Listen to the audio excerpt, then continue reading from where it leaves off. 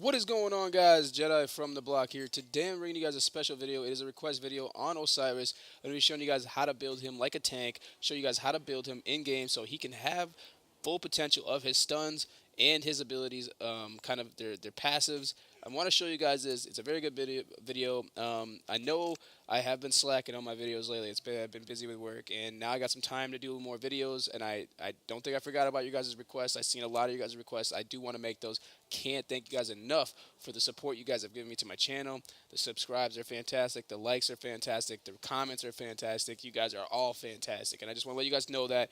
So if you're new to the channel and you guys are just now watching my first video coming out, I want to let you guys know there's more content coming. I am always doing new updates. I will be doing some Destiny videos coming up too, so if you're interested in those, be sure to let me know. Like, give me an idea what kind of games you guys like, because I'm always feeling free to just make new videos.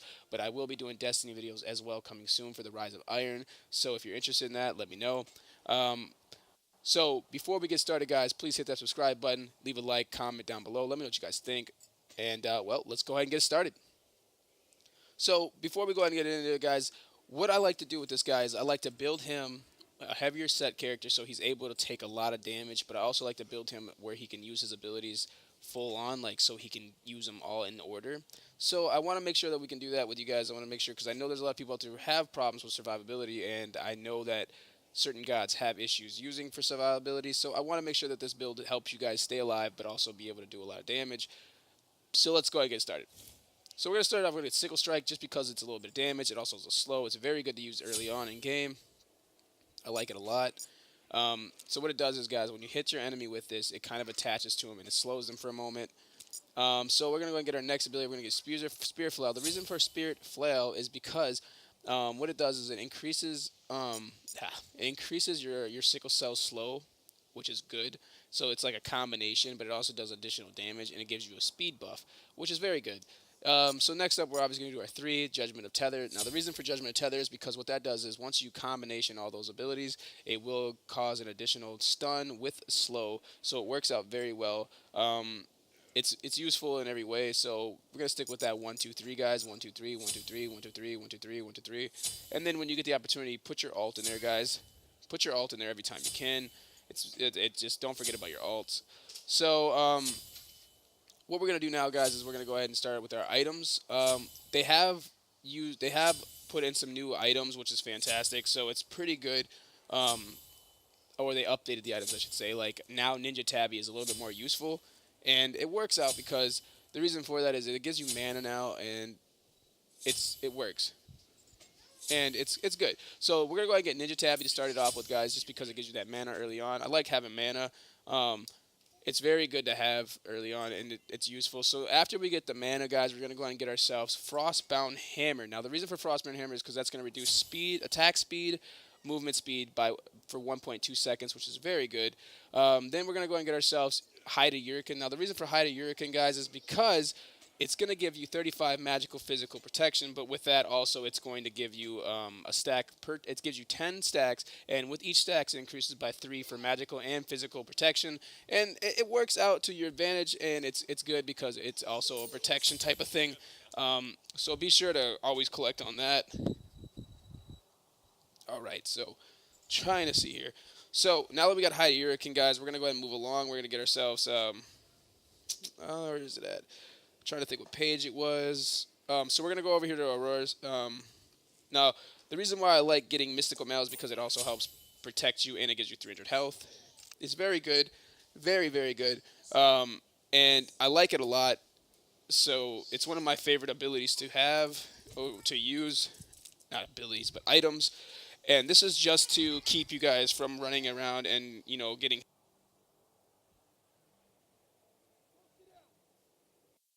So it's very good. Now that we have that, now we're pretty much stacked on protection, which is very nice.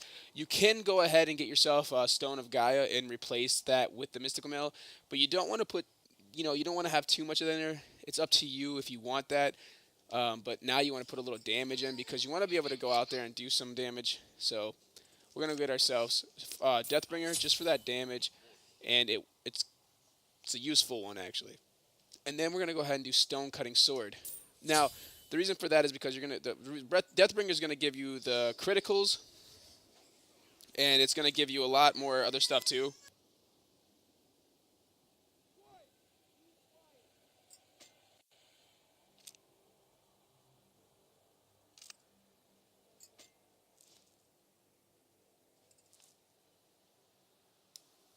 Okay, sorry guys about that. My mic has having some issues. But the reason for Deathbringer is because it's going to give you 50 physical power, 20% critical, increases your damage by 40%. You always want to put Deathbringer in your build somewhere if you're playing a warrior.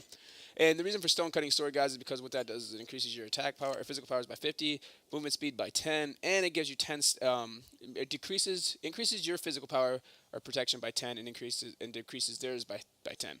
And you're all about doing that damage. So now with relics, guys, I want to go with sanctuary and curse. The reason for curse is because, like I said, your abilities. You want your ability to kind of accommodate with your second ability, the frostbound hammer. Now that's because it's going to be slowing people. Now you're not going to be doing a whole lot of crazy damage, but you're doing enough damage now to also stay alive because you got a lot of protection, and you also do enough damage to help nitpick with your teammates. So we'll go over here.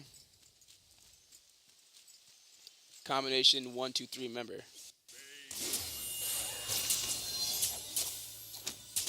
Now we're able to take a lot of damage because of what we have. You can get Osiris up to 3,800. You can get him up to 3,800 health with having some damage, but you want to be able to keep yourself some damage in there because it's just what you want. You don't want to go too tank because then you won't be able to put out enough damage to say keep your enemies away from you.